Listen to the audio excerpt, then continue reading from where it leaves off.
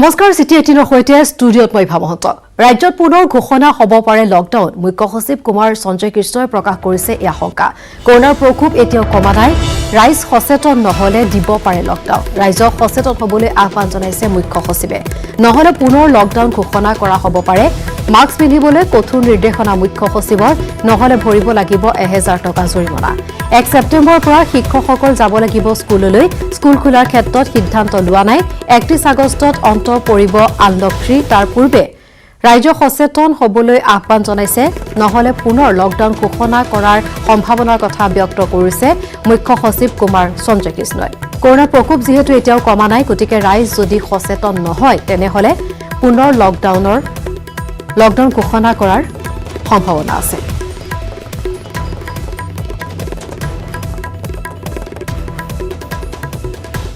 যিটো আনলক প্ৰক্ৰিয়া আছে এই প্ৰক্ৰিয়াটো এতিয়া 31 আগষ্টত শেষ হ'ব আমি এতিয়া বিবেচনা কৰি আছো কি কৰিব লাগিব কিন্তু আপোনালোকে অলৰেডি গম পাইছে যে পৃথিৱীত বেলেগ বেলেগ দেশত বহুত ধৰণৰ বেলেগ ধৰণৰ সমস্যা কিছুমান চলি আছে নাম্বাৰ কেনেকৈ বাঢ়ি গৈ আছে মই এটা এক্সাম্পল হিচাপে ক'ব বিচাৰোঁ যে ইণ্ডিয়াত এতিয়া ডেইলি 67000 কেছেছ বাঢ়ি আছে ৱেৰেজ ৰাছিয়াত এতিয়া মাত্ৰ 2000 কেছেছ মেক্সিকোত এবাউট 2000 ব্ৰাজিলত 2000 কেছেছ চাইনাত একদম অলমষ্ট জিৰ' জাপানত 200 কেছেছ আৰু স্কেন্ডিনেভিয়ান কাণ্ট্ৰিবিলাকতো প্ৰায় 70-80 100ৰ ভিতৰত কেছ বাকী সকলো ঠাইতে আৰু আমেৰিকাতে বেছি আছে ভাৰতৰ পিছত প্ৰায় 42000 কেছেছ এতিয়াও বাঢ়ি আছে কিন্তু আমেৰিকাৰ গ্ৰাফখন অলৰেডি তললৈ যাবলৈ ধৰিছে ৱেৰেজ ইণ্ডিয়াৰ গ্ৰাফখন এতিয়াও উঠি আছে সেইকাৰণে আমি এতিয়াও পিকটো পোৱাগৈ নাই বাকী কাণ্ট্ৰিবিলাকত পিক পাই তেওঁলোকে তললৈ আহি গৈছে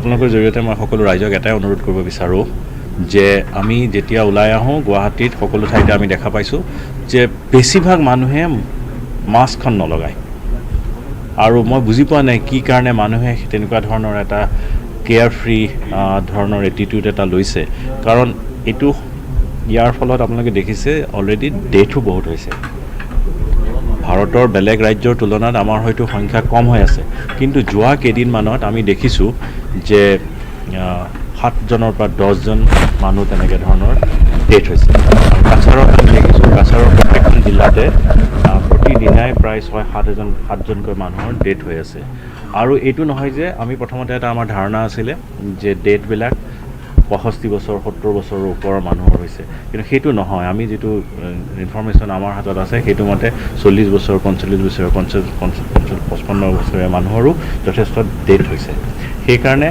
সাৱধানতা অৱলম্বন কৰা অতি প্ৰয়োজন আৰু মই এটা কথা ক'ব বিচাৰোঁ যদি ৰাইজে মাস্ক নিপিন্ধে সংখ্যা বাঢ়ি গৈ থাকে অসম চৰকাৰে আকৌ লকডাউন দিবলৈ বাধ্য হ'ব পাৰে মই তেনেকুৱা এটা পৰিস্থিতি অহাটো মই নিবিচাৰোঁ কিন্তু ৰাইজ যদি কেয়াৰফুল নহয় আৰু যদি আমাৰ সংখ্যাটো কমি নাযায় তেতিয়াহ'লে আমি হয়তো আনপ্লেজেণ্ট এটা কৰিবলগীয়া হ'ব পাৰে মই ৰাইজক সকলোকে অনুৰোধ কৰোঁ যে মানে আপোনালোকে যাতে মাস্ক বা চেনিটাইজেশ্যনৰ ক্ষেত্ৰত যিখিনি প্ৰট'কল আছে সেই প্ৰট'কলখিনি যাতে মানি চলায়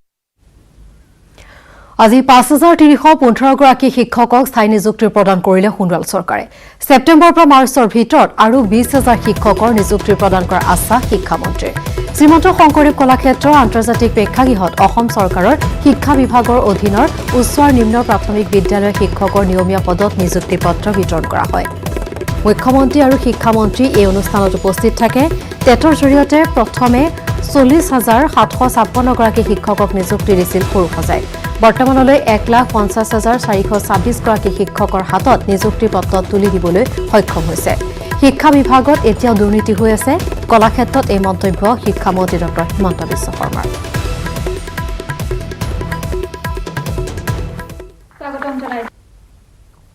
যে মুখ্যমন্ত্ৰী ডাঙৰীয়াই কৈছিল যে 55,000 নিযুক্তি হ'ব লাগে আমি প্ৰচেষ্টা কৰিছোঁ যে আমাৰ দায়িত্বত থকা নিযুক্তিখিনি আমি সম্পূৰ্ণ কৰিব লাগে ছেপ্টেম্বৰ মাহৰ প্ৰথম সপ্তাহত আমি আকৌ শিক্ষক নিযুক্তিৰ বিজ্ঞাপন দিম আপোনালোকে চিন্তা কৰক ইয়াত আপোনালোকৰ মাজতো 2-এজন কেছ কৰা ল'ৰা ছোৱালী আছে ইয়াত নাই অনলাইনত ৰখি আছে কিন্তু আমি কাক বন্ধ কৰি থৈছিলোঁ আজি যেই মুহূৰ্ততে আমি খুলিম 7-8,000 10,000 ছেপ্টেম্বৰত আমি নিযুক্তি দিব পাৰিম আপোনালোকৰ 3,000 আজি সৰ্বশিক্ষাৰ পৰা ওলাই আহিব সেই 3000ত আকৌ সৰ্বশিক্ষাত আমি নিযুক্তি দিব পাৰিম।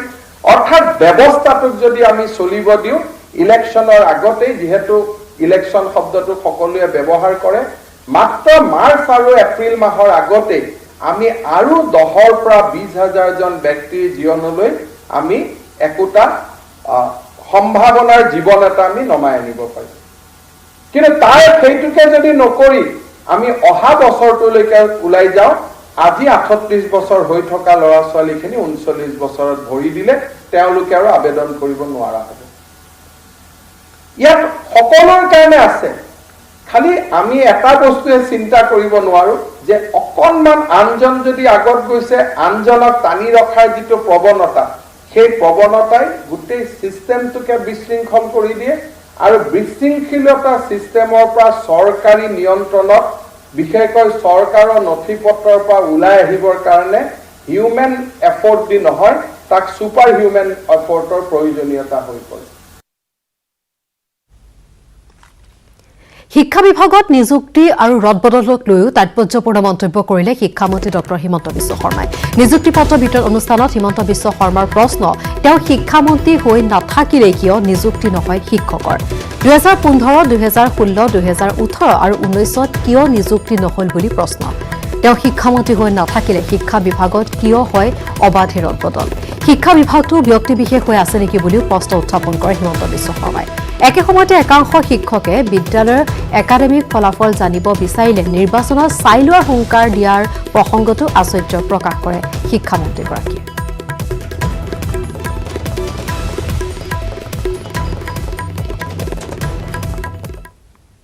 মই আমাৰ শিক্ষা বিভাগৰ বিষয়া কৰ্মচাৰী সকলোকো কওঁ যে যিটো মুহূৰ্ততে মই শিক্ষা বিভাগত নাথাকো, সেইটো মুহূৰ্ততে কিয় ট্ৰেন্সফাৰ পোষ্টিং আৰম্ভ হয়, সেইটো মুহূৰ্ততে কিয় নিযুক্তিৰ প্ৰক্ৰিয়াত থমকি যায়?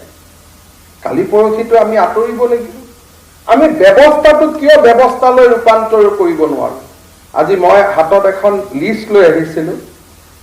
যদি আপুনি চাই 2011-12ত নিযুক্তি, 12-13ত নিযুক্তি, 13-14ত নিযুক্তি, 14-15ত নিযুক্তি, 15-16, 16-17ত নিযুক্তি নাই। তাৰমানে ব্যৱস্থাটোৱে এতিয়াও ইনষ্টিটিউচনেলাইজ হ'ব পৰা নাই, ব্যক্তিৰ ওপৰত চলি আছে। 16-17ত আহি আমি 12,000 ছাত্ৰ ছাত্ৰীক আমি নিযুক্তি দিছিলো। 17-18তো আমি 911 গৰাকীক নিযুক্তি দিছিলো আৰু সৰ্বশিক্ষা অভিযানৰ অধীনতো 2017-18ত 7,016, ষ্টেট স্কুলত 12,488, 18-19 এটা বৰ্ষত আমি এজনো নিযুক্তি দিব নোৱাৰিলো। সংকটত পৰিব কংগ্ৰেছ দল। কংগ্ৰেছৰ বৰ্তমানৰ ধাৰা অব্যাহত থাকিলে 50 বছৰলৈ বিৰোধীৰ আসনতে বহি থাকিব লাগিব কংগ্ৰেছ। সোনিয়া গান্ধীক পুনৰ কংগ্ৰেছৰ অন্তৰ্বৰ্তীকালীন সভানেত্ৰীৰ দায়িত্ব দিয়াৰ পাছতে ধৈৰ্যৰ বান্ধ ছিঙিল জ্যেষ্ঠ নেতা গোলাম নবী আজাদৰ।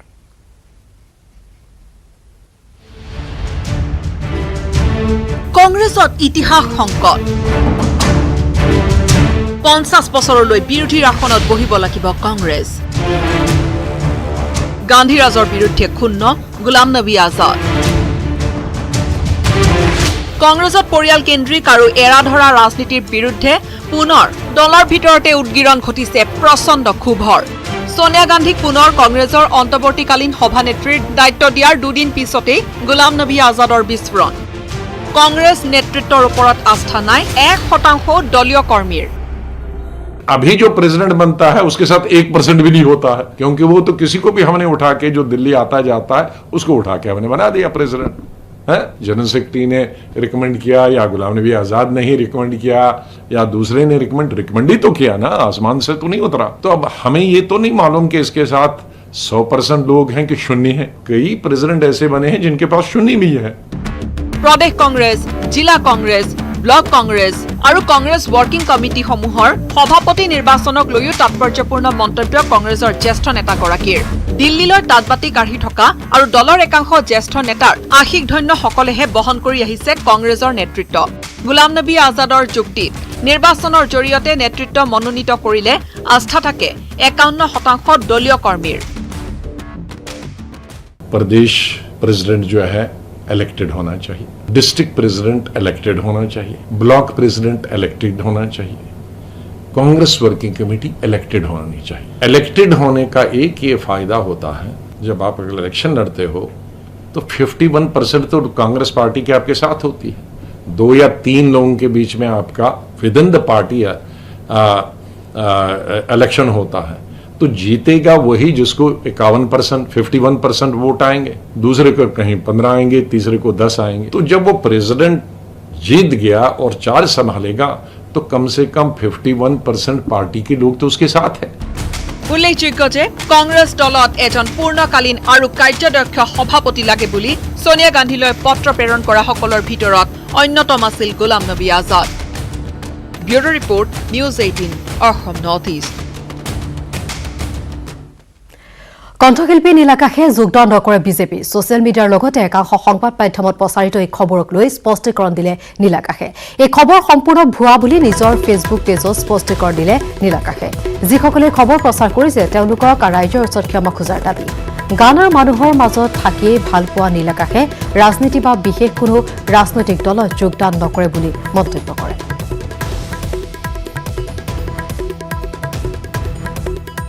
ভুৱা বাতৰি প্ৰচাৰ হৈ আছে যে মই কোনোবা ৰাজনৈতিক দলত আজি দিনৰ 11 বজাত যোগদান কৰিম বুলি, কিন্তু একেবাৰে মিছা কথা। আৰু খুব আচলতে হাঁহি উঠিছে মোৰ বিশেষকৈ যে কেনেকৈ সংবাদ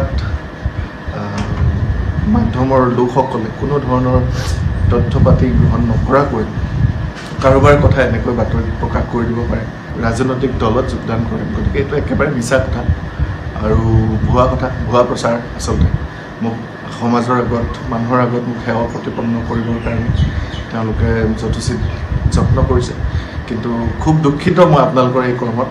আৰু আশা কৰিছিলোঁ আপোনালোকৰ পৰা যে আপোনালোকে দায়বদ্ধতাৰে আপোনালোকৰ বাতৰিবিলাক পৰিৱেশন কৰে বুলি মই ভাবিছিলোঁ, কিন্তু এইবিলাক গম পোৱাৰ পিছত এতিয়া আচলতে মোৰো আপোনালোকৰ প্ৰতি পুতৌ জন্মিছে। আৰু মই ক'ব বিচাৰিছোঁ যে মই কোনো ৰাজনৈতিক দলত যোগদান কৰা নাই আৰু নকৰোঁ। মই গান গোৱা মানুহ, মই গান গাই ভাল পাওঁ আৰু ৰাইজে মোক সেইকাৰণে ভাল পায়। গতিকে মোৰ আটাইতকৈ ভাল লগা কামটোৱে হৈছে গান গোৱা।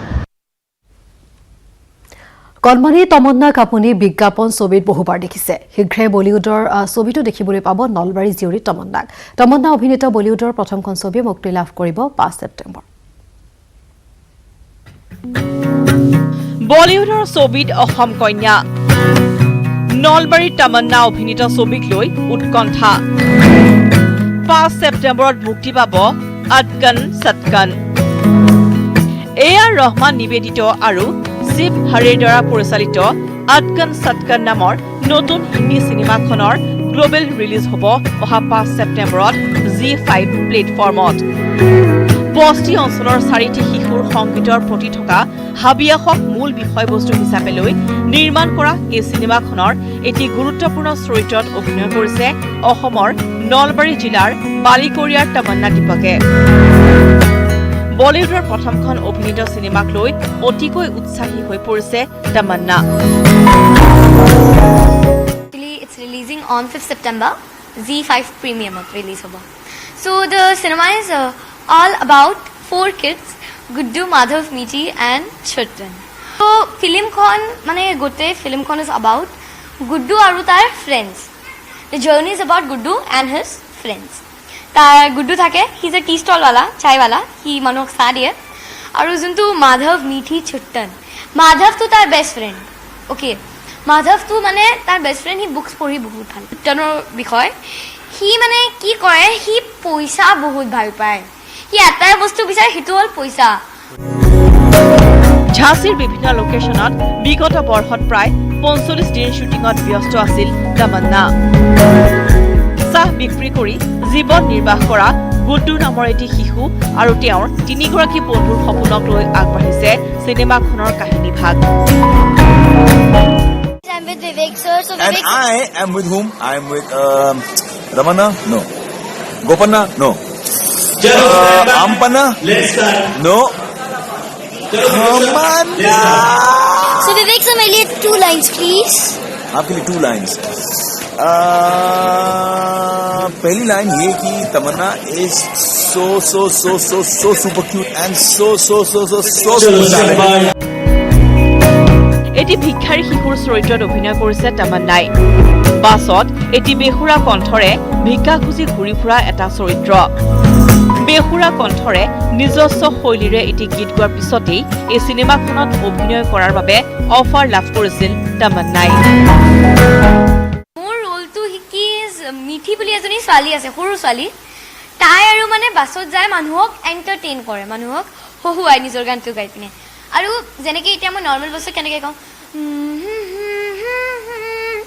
তাই এনেকৈ নাগায় তই ভিক্ষা খোজে তাই সেইকাৰণে তাই কম না না না না না না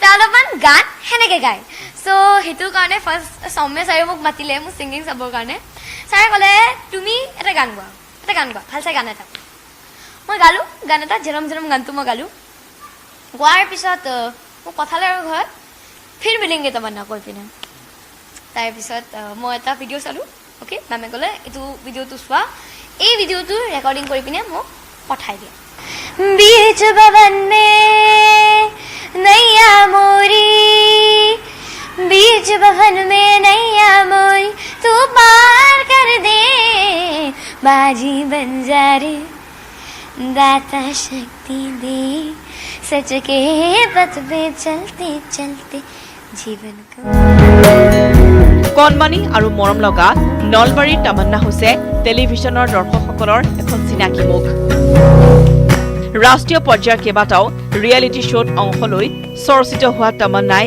অভিনয় কৰিছে মেগা চিৰিয়েল য়ে ৱাদা ৰাহাকে ধৰি কেইবাটাও জনপ্ৰিয় বিজ্ঞাপনত যোৰহাটৰ পৰা গৌতম বৰাৰ report news 18 Assam north east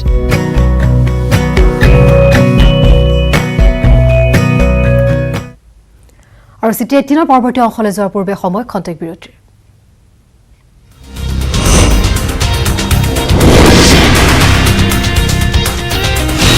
পাছত প্ৰাক্তন মুখ্যমন্ত্ৰী প্ৰফুল্ল কুমাৰ মহন্তই দল খুলিলেও নাযায় প্ৰবীণ ডেকা পাঠশালাত এই মন্তব্য পাটাচাৰকুছি সমষ্টিৰ বিধায়ক প্ৰবীণ ডেকাৰ সৰু সৰু ৰাজনৈতিক দল খোলা কাৰ্যত অসন্তুষ্টি প্ৰকাশ প্ৰবীণ ডেকাৰ আনহাতে শিল্পীসকল ৰাজনৈতিক দললৈ অহা কাৰ্যকো তেওঁ সমালোচনা কৰে দলীয় সভাত নিমন্ত্ৰণ নোপোৱাৰ কথাত আক্ষেপ প্ৰকাশ কৰি বিধায়ক ডেকাই আজিও তেওঁ অগপ দলৰ কাৰ্যনিৰ্বাহক সদস্য বুলি দাবী কৰে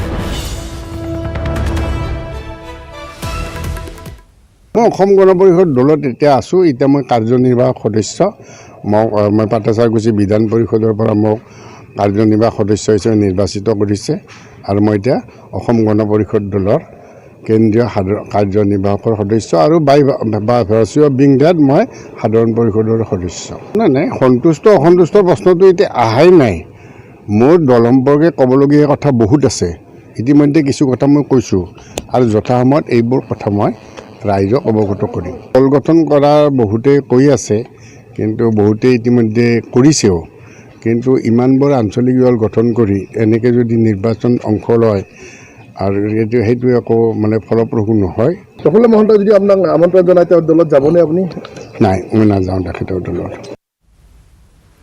প্ৰধানমন্ত্ৰী নৰেন্দ্ৰ মোদীৰ সপ্তাহজোৰা জন্মদিন নিৰ্বাচনী কুচকাৱাজৰ মাজতে 14 ছেপ্টেম্বৰৰ পৰা বিজেপিয়ে পালন কৰিব মোদীৰ সপ্তাহজোৰা জন্মদিন অহা 15 ছেপ্টেম্বৰৰ জন্মদিন প্ৰধানমন্ত্ৰী মোদীৰ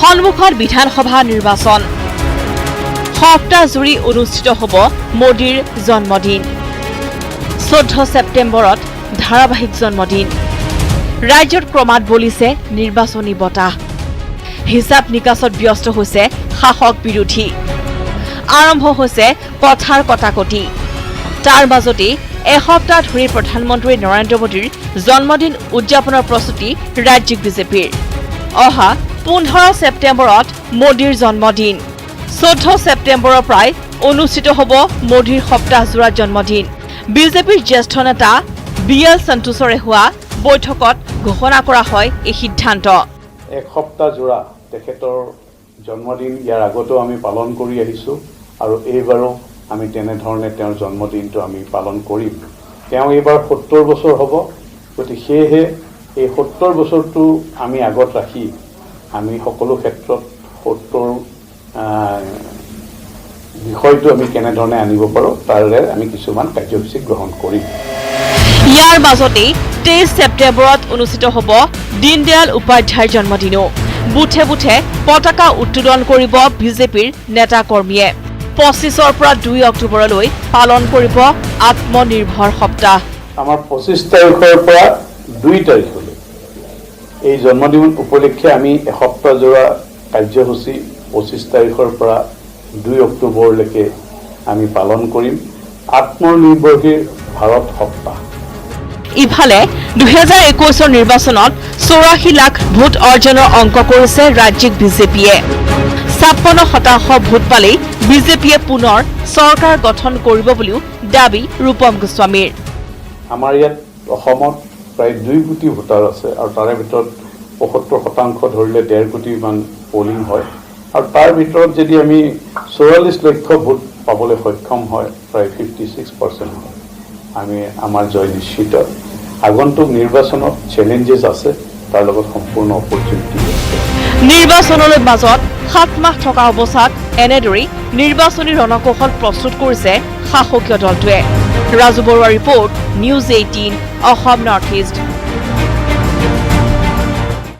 নাগৰিকত্ব সংশোধনী আইনৰ বিৰোধিতাৰ উত্তাল বিজনী মহকুমাধিপতিৰ কাৰ্যালয় সন্মুখত আছুৰ মানৱ শৃংখল কাৰ্যসূচী এই কাৰ্যসূচী ৰূপায়ণ কৰি জাতিধ্বংসী আইনখনৰ বিৰোধিতাৰে তীব্ৰ প্ৰতিবাদ সাব্যস্ত কৰে সাউথৰ ছাত্ৰ সন্থা গৰিয়ামৰীয়া দেশী জাতীয় পৰিষদকে ধৰি কেইবাটাও সংগঠনৰ সহযোগত আছু এই মানৱ শৃংখল কাৰ্যসূচী কা আৰু ইআই বাতিলৰ দাবীত এই প্ৰতিবাদ চৰকাৰ লগতে মন্ত্ৰী বিধায়ক বিৰোধী ধ্বনিৰে উত্তাল কাৰ্যালয় চৌহদ বিজনীৰ বিধায়ক কমল সিং নাৰ্জাৰীক সকিয়নি প্ৰদান আছু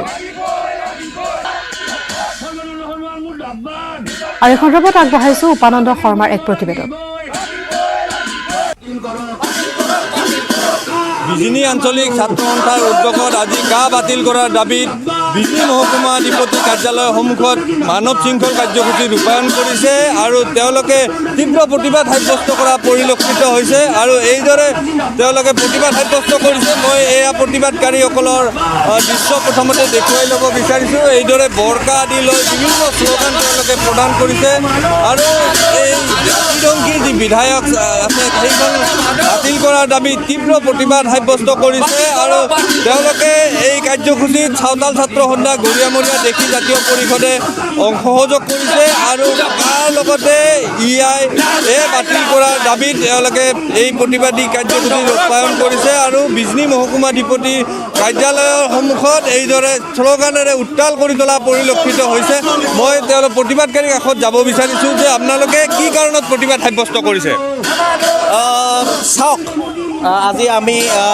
চিৰাং জিলাৰ বিজনী আঞ্চলিক ছাত্ৰ সন্থাৰ উদ্যোগত আৰু বিজনী জিলা চাওতাল ছাত্ৰ সন্থা আৰু বিজনী আঞ্চলিক গৰিয়ামৰীয়া দেশী জাতীয় পৰিষদৰ সহযোগত বিজনী আঞ্চলিক ছাত্ৰ সন্থাই কা আৰু ইআইৰ প্ৰতিবাদত আজি মানৱ শৃংখল কাৰ্যসূচী ৰূপায়ণ কৰিছে আমাৰ দুটাই উদ্দেশ্য আজি এই প্ৰতিবাদস্থলীৰ পৰা আমি দুটা উদ্দেশ্য লৈ আমি প্ৰতিবাদ কৰিছোঁ আমি কোনো পধ্যে কা নামানো আমি EIA অৰ্থাৎ এনভাইৰনমেণ্টেল ইম্পেক্ট এছেছমেণ্ট আৰু যি নাগৰিকত্ব সংশোধনী আইন অৰ্থাৎ চিটিজেনশ্বিপ এমেণ্ডমেণ্ট আমি কোনো পধ্যে গ্ৰহণ নকৰোঁ কাৰণ ঐতিহাসিক অসম আন্দোলন হৈছিল আৰু অসম আন্দোলনৰ ফলত 855জনকে অধিক শ্বহীদ হৈছিল আৰু শ্বহীদৰ তেজৰ বিনিময়ত অসম চুক্তি ৰূপায়ণ হৈছিল চুক্তিয়ে কৈছে যে 1971 চনৰ পিছত অহা সকলো বিদেশীয়ে অসম বহিষ্কাৰ হ'ব লাগিব অসমৰ পৰা বহিষ্কাৰ হ'ব লাগিব কিন্তু জাতি মাটি ভেটি কথা কোৱা এই বিজেপি নেতৃত্বাধীন ৰাজ্য আৰু কেন্দ্ৰীয় চৰকাৰখনে ওলোটা স্থিতি গ্ৰহণ কৰি আমাক বাংলাদেশীক ইয়াতে সংস্থাপনে দিব বিচাৰিছে গতিকে আমি বিজেপি চৰকাৰখনক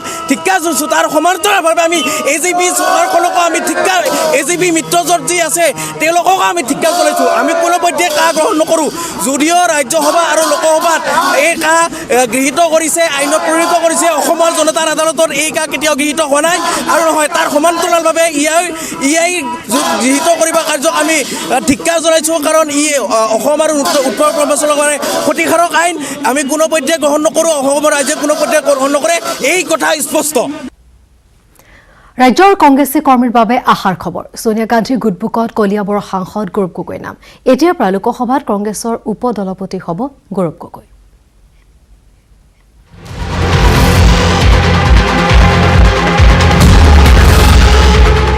পিতৃৰ পিছত পুত্ৰৰ ওপৰত পূৰ্ণ আস্থা কংগ্ৰেছ হাইকমাণ্ডৰ লোকসভাৰ উপদলপতিৰ দায়িত্বত গৌৰৱ গগৈ শাসকীয় বিজেপিৰ বিৰুদ্ধে ৰাজ্যত অকলে যুঁজ দিয়া বৰ্ষীয়া নেতা তৰুণ গগৈ এতিয়া কৰোনাত আক্ৰান্ত।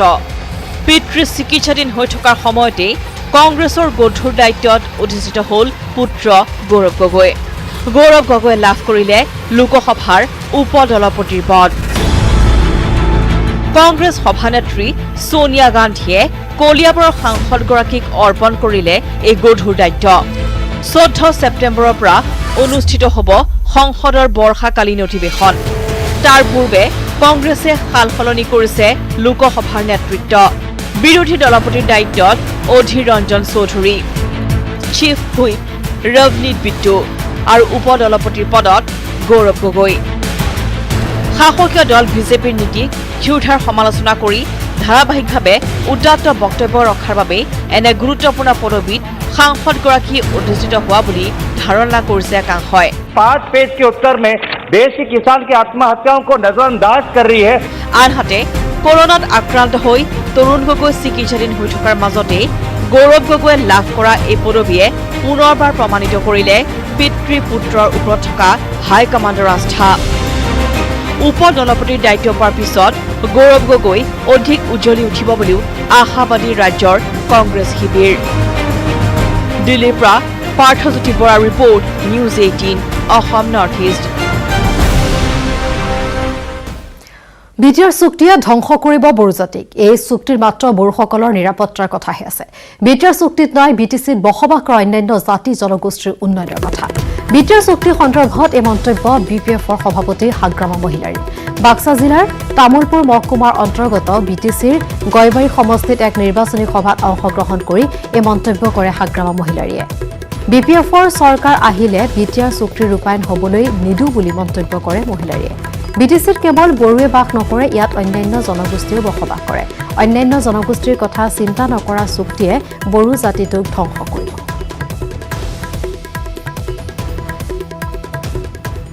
চুক্তিত মই যোৱাকালিৰ কথা নহয় বা আজিৰ কথা নহয়, ডেইলি কৈ আছোঁ মই যে বিটিআৰ চুক্তিত অকল LDF 4টা বোৰ্ডে যিটো শান্তিৰ নামত চুক্তি কৰিলে, এইটো খুব ভাল হৈছে। সকলোৱে আদৰি লৈছোঁ। অকল বড়ো নহয়, বেলেগ বেলেগ জনগোষ্ঠীও ভাল পাইছে। কিন্তু বাকী যিবিলাক টকা লিখা আছে, যিবিলাক কি কৰা আছে, এইবিলাক জিৰ' বুলি কৈছোঁ। বাকী একো নাই। এই চুক্তিত অকল বড়োসকলৰ নিৰাপত্তাৰ কথা লিখা আছে, বেলেগ জাতি জনগোষ্ঠীৰ নিৰাপত্তাৰ কথা উল্লেখ নাই। তো তেতিয়া আমি বড়ো জাতিটো ধ্বংস হ'ব এনেকুৱা হ'লে। এই বিটিচি অঞ্চলত অকল বড়ো নাই, চব জাতি জনগোষ্ঠী আছে। সকলোকে আদৰি লৈ এই চুক্তিটো ক'ব লাগিছিল। সকলোকে সমান অধিকাৰ দি পেলাই এই চুক্তিটো কৰিব লাগিছিল।